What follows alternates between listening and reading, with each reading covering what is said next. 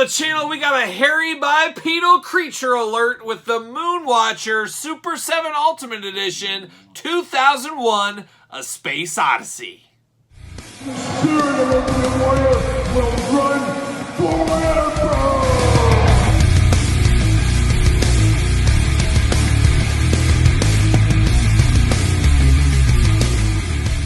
Welcome everyone, Kyle here, and welcome back to the channel for another Super 7 Ultimate Edition unboxing and review. And today, we head for space. Beautiful this time of year for 2001, A Space Odyssey Ultimate Edition Moonwatcher unboxing and review. But for all your Moonwatcher needs and everything else under the sun, make sure you're hitting up Entertainment Earth. Use discount code Kyle. Save yourself 10% on all in-stock items, and of course, anything over $39, it does ship free. And we're going to do this review like we do all the other reviews on the channel. We're going to take a look at the packaging. We're going to talk about it. We're going to unbox it. We're going to talk about it. We're going to see where it goes from there. And today is an interesting one, as we're used to Super 7 Ultimates. We're used to the Super 7 Ultimate packaging. Well, today's Super 7, they're bucking the trend, changing the mold, as the packaging is totally different on this Super 7. So very interesting here. And in all honesty, right up front here, 2001 Space Odyssey, one of the most famous movies of all time. And guess what? I've never seen it. Yeah, you heard it here first.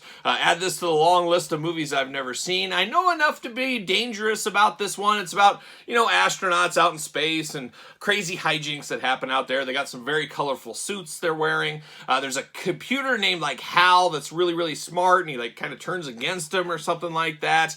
I don't know. I just know about that much. I know about the music from it, too. I think us wrestling fans know a lot about the music from that movie as well. If you know, you know, I guess. But a very interesting set, and I only bought this for one reason, and that's my deep love for the hairy bipedal creatures. As we got a little hairy bipedal creature action here today. I couldn't say no to this, and when I saw this go into the outlet deals for $30-some at Entertainment Earth, then you save another 10% with discount code Kyle, and I'm buying something else, so I got it to ship free. I had to get a deal all day long, so I finally pulled the trigger on this bad boy, and here we are right now, ready to unbox it. We're going to do this like we do all the other unboxings. We're going to take a look at the packaging. We're going to talk about it. We're going to unbox it. We're going to talk about it. We're going to see where it goes from there. We got the little shipper box. As you can see, very different than the ones we've seen in the past with Super 7. Got 2001 A Space Odyssey on it, and you got the Moonwatcher. Oh, the Moonwatcher. See you later. Goodbye. So there's that. Now we get a real interesting black box here. As we can see, all black all the way around. We do got this little cardboard, I don't know what you call this, little ribbon on the side here. You just pull that right off there. Once again, you got a little glamour shot of the old Bigfoot looking creature here. Looking really, really nice. Off to the races. See you later. And like I said, you just got a black box. This almost looks like one of those wine gift boxes you'd give somebody. It's got a bottle of wine in it. You're like, here you go. But not today. We're going to slip it off with the usual slip covers we're used to from Super 7. So there you go. Off to the side once again. See you later. Goodbye. And now we got the Moonwatcher in all of his moon-watching glory. Oh, I love to just stare at the moon like a young hairy bipedal creature Moonwatcher here. But there he is. Look at that. How's that looking there? Look at that. One of the big collecting regrets, I've talked about that on the channel before. I've talked about some of my collecting regrets. One of those was the NECA Planet of the Apes line back in the day. Planet of the Apes, some of my all-time favorite movies. Of course, talking the 70s Planet of the Apes movies. Absolutely love those movies. I should have jumped in on that toy line. Just didn't have the finances at the time. So maybe one of these days, Super 7, they could do a hairy bipedal creature line of Planet of the Apes characters. I'd be here for that. So we'll see what happens with that one day down the road. But very, very interesting. You got the Moonwatcher here. He's got all the extra hands going on. He's got some bones because, hey, why wouldn't he? And we got an extra head here. So you could buy two of these guys, have two different Moonwatchers here. That would be something, wouldn't it? 2001 Space Odyssey Moonwatcher on the front. Oh, on the back, we got some movie stills. How about that? You don't see that very often. And then we got a big blurb down below. Gonna make this all more clearer about this old Moonwatcher here. Let's see what it says.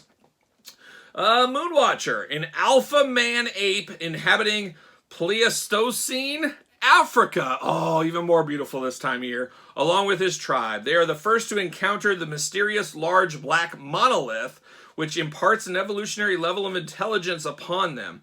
Enough to help Moonwatcher realize that a seemingly simple bone can be used as a tool to catch the next meal, and furthermore as a weapon for fending off invading tribes and gaining control of the nearby waterhole. Oh, it's all about that nearby waterhole. If you're out in the jungle, if you're out in the desert, who owns that waterhole? You're the richest guy in the desert if that is the case.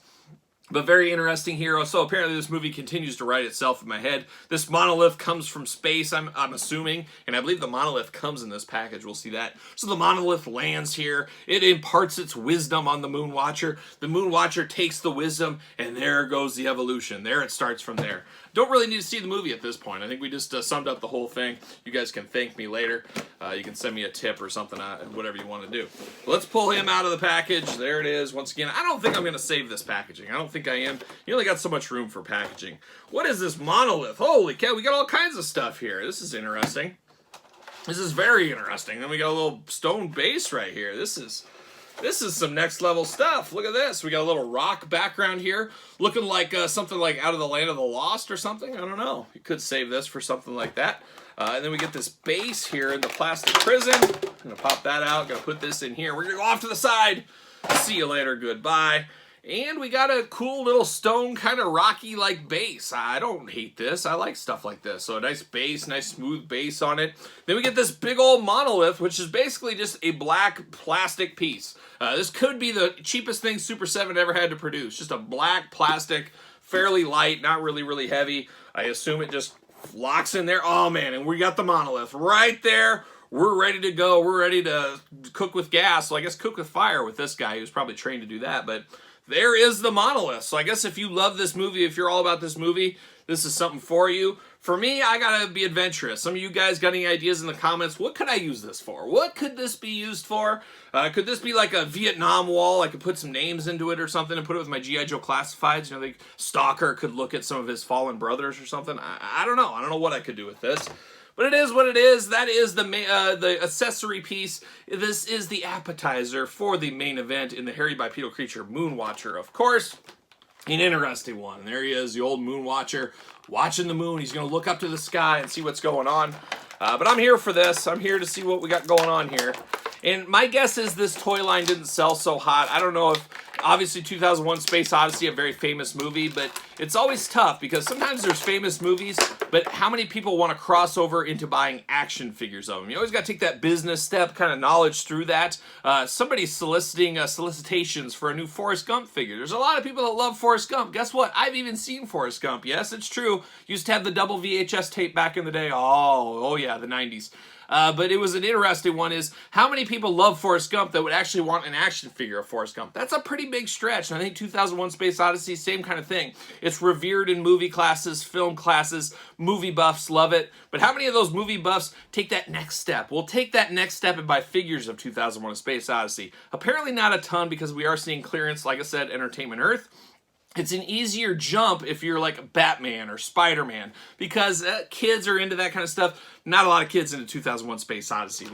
We gotta be honest with ourselves here. But I'm into a hairy bipedal creature, as I keep saying. I love me some Bigfoots. I love that kind of stuff. My personal favorite was the Bear Wolf, the Dog Man, whatever you want to call him, up in Elkhorn, Wisconsin. Shout out to Wisconsin. Home away from home for me, basically. I'm up there enough. But I always go to Elkhorn. I'm always looking for that Bear Wolf running around out there. You hear all the stories. You see all the Monster Quest shows and stuff. And then some crazy guy admitted to faking the whole thing. See you later. Breaking my heart in one night. Just a wild, wild time. But speaking of a wild time here, we got the accessories. Let's dive into this. Let's dive into this Moonwatcher. Enough of that Mr. T jibber jabber. But we got two bones, and use these as weapons. Used them to kill people with or kill animals with, things like that. But they do look like bones. Once again, these are small enough accessories. You could use these with different toy lines. Mix them with your DC, your NECA stuff, whatever you want. You could reuse these with other things if you want to. I'm going to have this as a bloodthirsty mini Bigfoot that's really hunting humans at the end of the day, even at his small stature. That's how it's going for me. I don't know about you guys. Then we got all the hands under the rainbow here. Tons and tons of hands. We got two splayed out hands. Looking very like monkey-like hands. I don't want to offend the Moonwatcher, but he's got monkey-like hands going on here. He's got the hair on the top of his palms. Got two splayed out hands. Of course, you got to have fists of fury. If you're out in the wild fighting to survive, you got to use your haymakers. You got to use those bad boys. So he's got a couple of fists, and he's got gripping hands as well. Got to have all those kind of things. And we got two more splayed out hands on him. So very interesting there. Not tons and tons of difference between the two splayed out hands. I guess they're just trying to give us more accessories with this one, honestly. Now we got the Moonwatcher out of the package, and it's an interesting one. First off, let's look at the two heads on this guy first. The first one, He looks like he's screaming, or he's going to say something, or somebody stepped on his toe, or he stubbed his toe, which I recently did. I stubbed my toe on the washer and dryer, and it hurt really bad. I'll tell you about it later, maybe more. But this one, really, really interesting. He's got kind of like or he's going to belt out a song or something. I'm not exactly sure. And he almost kind of reminds me of a darker version of Chaka from the Land of the Lost. Oh, Land of the Lost, what a show that was. But looking really good. I love that he has really attention to detail with his hair. He's got his hair slicked back, almost like a young James Brown, kind of is what he's got his hair back. It's all slicked back here. It's not wild and crazy. It looks very, very interesting. Good eyes on this one. Good, head sculpt and thing. It definitely looks like what you would imagine between a human and an ape. A human-ape hybrid, almost like a Bigfoot. Almost like a Bigfoot, a Sasquatch, maybe and possibly there. But all black skin, all black hair throughout on this guy. And then you get the second head, where it's much more...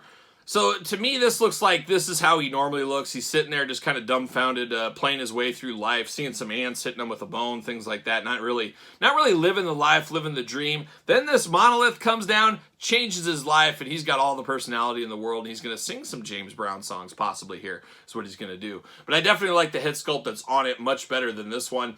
This one is an interesting one because it looks like he's got a mustache going on. So I don't know. It's very interesting. I guess this one kind of does too. You just don't see it as much with the mouth being open.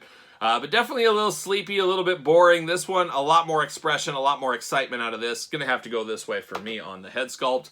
Now let's walk through the articulation real quick here. We do get head, side to side, up and down. Not a ton of up and down. A little bit limited on the side to side, but not bad. Not bad. I've seen worse for sure.